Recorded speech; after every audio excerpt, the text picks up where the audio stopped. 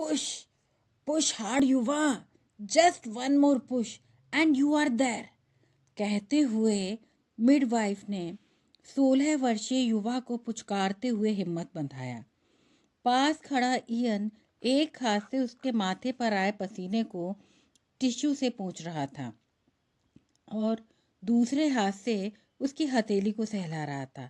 युवा के कमर में उठती दर्द की लहरें उसके अंदर घुसकर पेट और छाती में ऐंठन पैदा कर रही थी। वह युवा के दर्दीले चीखों से नर्वस हो रहा था। ट्राई युवा, ट्राई माय डार्लिंग, कहते हुए वो खुद रोने लगा। नर्स ने इयन को मीठी झिड़की दी। Don't be silly, control yourself Ian, she is just there.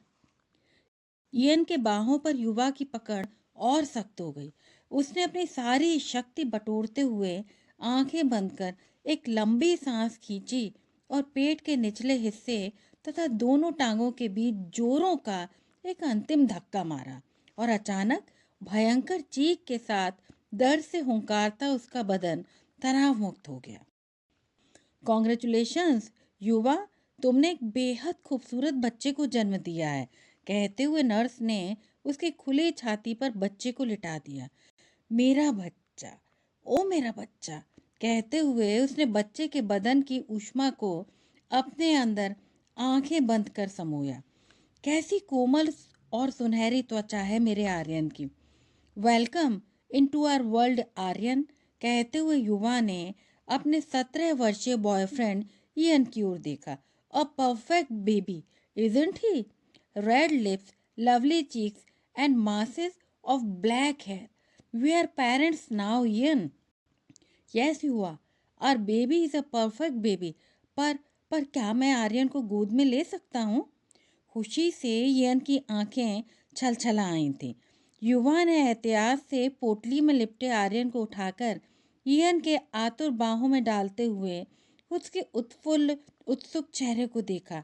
Ian भाव विभोर आर्यन को बाहों में इस तरह सहेज रहा था मानो वो कांच का बना हो। युवा, देखना, आर्यन की आंखें बिल्कुल मेरी जैसी हैं, है ना? पर नाक और बाल तेरे जैसे। हमारा बेटा अपनी मम्मी को खूब प्यार करेगा, करेगा ना? कहते हुए इयन अपने बेटे के माथे पर एक नाजुक सा चुंबन जड़ा। नन्हे से आर्यन को इयन के मजबूत कसरती बाहों में देखकर युवा का दिल प्यार से इस तरह छल छल छलक उठा जैसे मूसलाधार बारिश में सागर की लहरें। ऐसा प्यार भरा सुंदर जीवन भला कितनों ने जाना है। माँ बनना ही युवा के जीवन का एकमात्र लक्ष्य था। इयन ने प्यार से उसकी कोख में बीज डाला और वो उसे पूरे 9 महीने अपनी देह के अंदर महसूस करती रही। आज वो बीज फूल बनकर उसकी बाहों में मुस्कुरा रहा था। उस जैसा खुशनसीब शायद ही दुनिया में कोई हो, उसने सोचा। मम्मी डैडी से तो युवा की कभी पटी ही नहीं। उनकी तो बस एक ही रट थी, युवा तुम्हें खूब पढ़ना है और एक सफल प्रोफेशनल बनना है। पर युवा की ज़रूरत कुछ और थी। वो किसी और मिट्टी पानी की बनी थी। 15वां लगते लगते युवा के बदन में चाहत की बिजलियां दौड़ने लगीं। उसे पढ़ाई नहीं, नन्हे नन्हे गोल मटोल बच्चे पसंद थे। मम्मी डैडी की हर वक्त पढ़ो पढ़ो की रट ने उसकी ज़िंदगी हराम कर रखी थी। इधर पढ़ाई लिखाई में उसका मन नहीं लगता, उधर मम्मी डैडी के समझ नहीं आता कि उनकी बेटी युवा जो अच्छी खासी टैलेंटेड है, अब तक हर साल मेरिट में रहती, अब किताबों की ओर देखना ही नहीं चाहती। क्या करें वो, कैसे समझाएं उसे? उनके सभी दोस्तों के बच्चे खूब महत्वाकांक्षी हैं। उनमें अच्छे ऊंचे दर्जे के प्रोफेशनल बनने की चाह है। बस युवा ही ऐसी क्यों है जिसे पढ़ना लिखना अच्छा ही नहीं लगता? वे झल्ला उठते। उनकी समझ में ही नहीं आता कि वो युवा को क्या कहें और कैसे समझाया जाए। स्कूल के खुले सत्र में दोनों की युवा के फार्म टीचर से बहस हो गई। टीचर ने भी उन्हें खरा खरा सुना दिया। मिसेस माथुर, क्या बात है, तुम सारे इंडियन पेरेंट्स ऐसे महत्वाकांक्षी क्यों होते हो कि बच्चों के निजी आवश्यकताओं को अनदेखा कर जाते हो? क्या डॉक्टर इंजीनियर बन जाना ही सफलता की कसौटी है? युवा अच्छी वेल बिहेव्ड लड़की है। स्कूल में उसकी अच्छी रेपुटेशन है। वो संवेदनशील है, सामाजिक कार्यों में रुचि रखती है। आप लोग शायद उससे कुछ ज़्यादा की अपेक्षा करते हैं। उसके मन को समझने की कोशिश करिए। इस उम्र में मानसिक तनाव अच्छा नहीं है।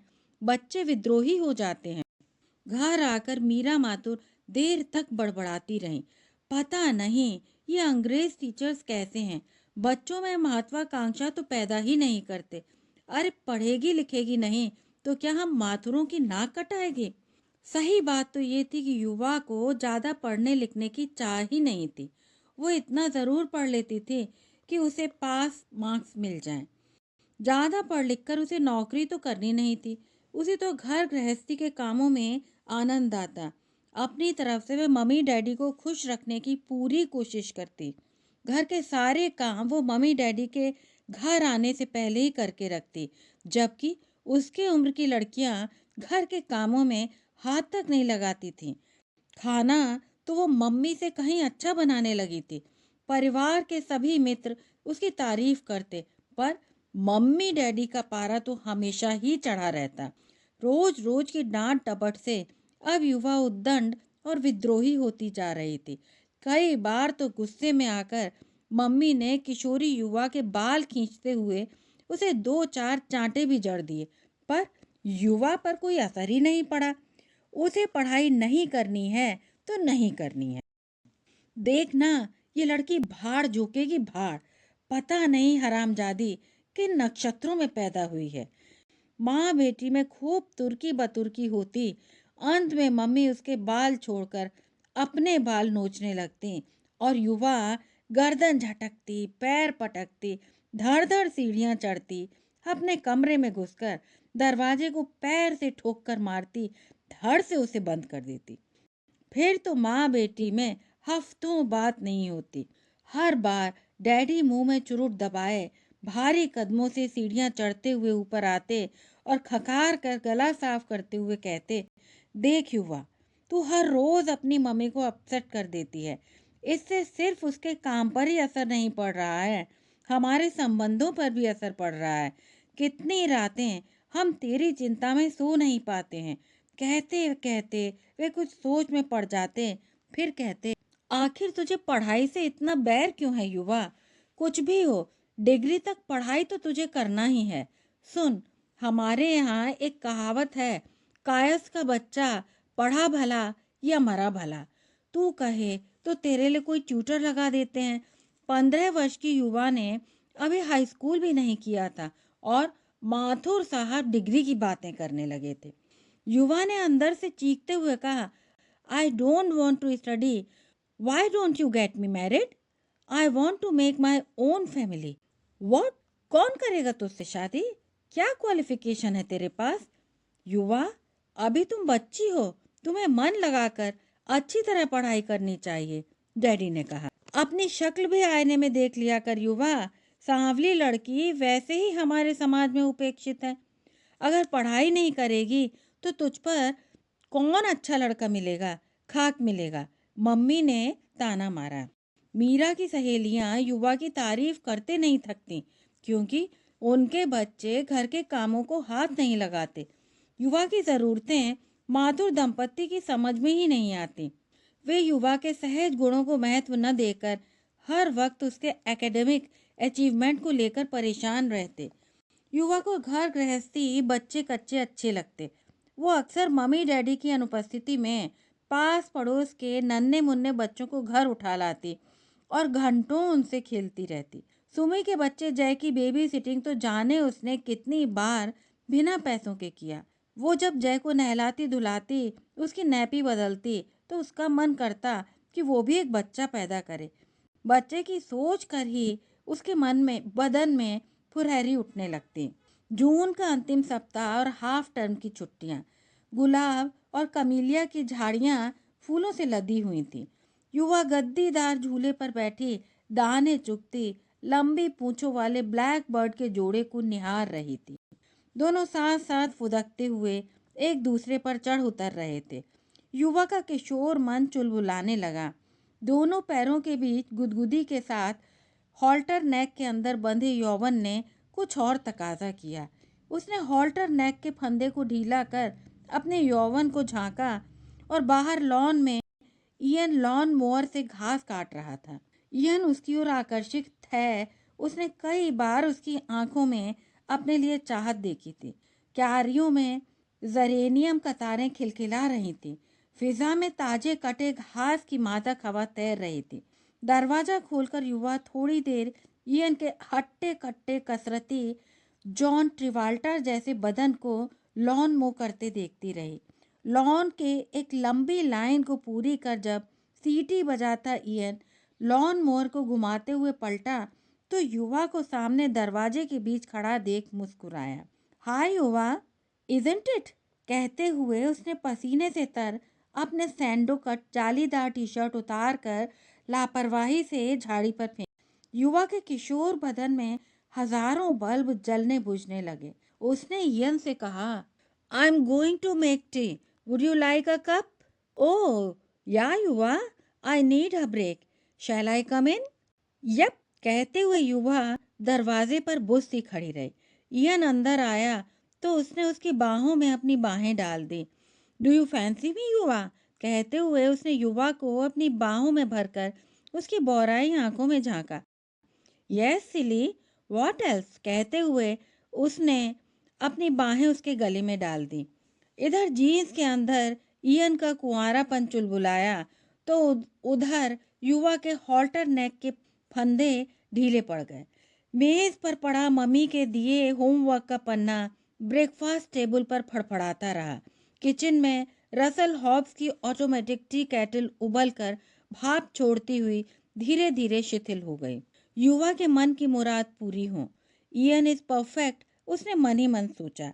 इयन कई बार कहता, युवा हमें रबड़ शीट इस्तेमाल करना चाहिए। युवा कहती, नहीं नहीं इयन नहीं, मुझे हमारे तुम्हारे दरमियान कोई भी चीज़ पसंद नहीं है। पर युवा अगर तुम गर्भवती हो गई तो क्या? हमें काउंसिल फ्लैट मिल जाएगा, हम अपना आशियाना अलग बनाएंगे। Ian, I love children, I want my own child. Ian, please give me a child. Ian से मिलने के बाद युवा में परिवर्तन आने लगा। उसे घर गृहस्थी के साथ उसे पढ़ाई में भी रुचि आने लगी। मम्मी डैडी खुश कि युवा पढ़ाई कर रही है।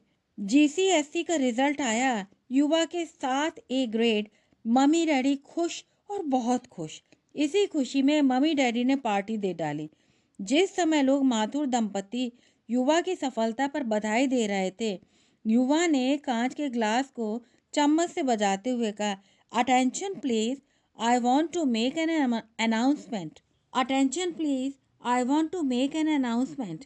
माथुर दंपति के साथ आए हुए मेहमान भी युवा की ओर अचंभित हो देखने लगे।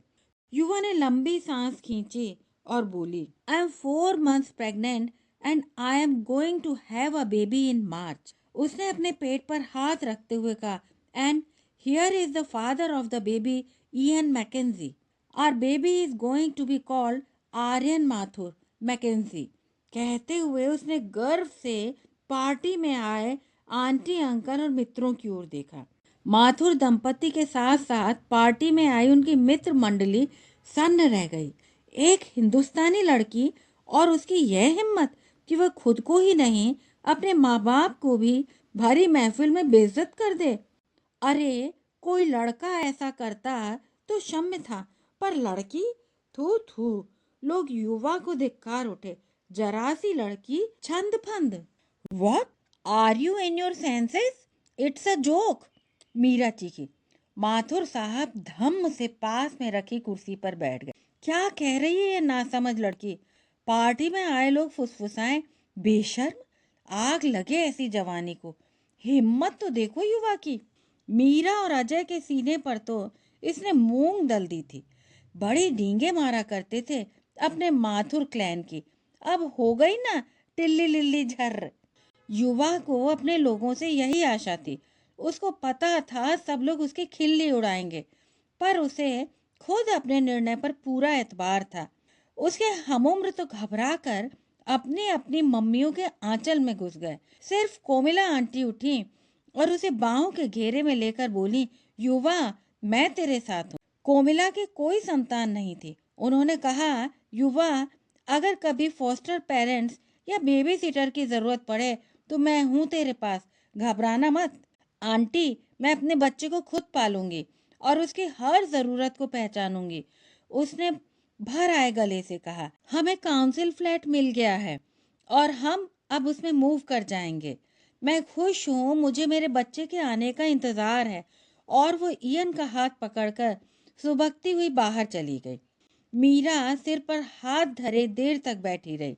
लोग उसे दिलासा देते रहे, अभी समय है, गर्भ गिरवा दो लड़की का, लड़की को दादा दादी के पास इंडिया भेज दो, सब ठीक हो जाएगा। हाय हाय, इस लड़की ने तो नादानी में अपना जीवन बर्बाद कर दिया है। अभी उम्र क्या, अभी तो वो खुद ही बच्ची है।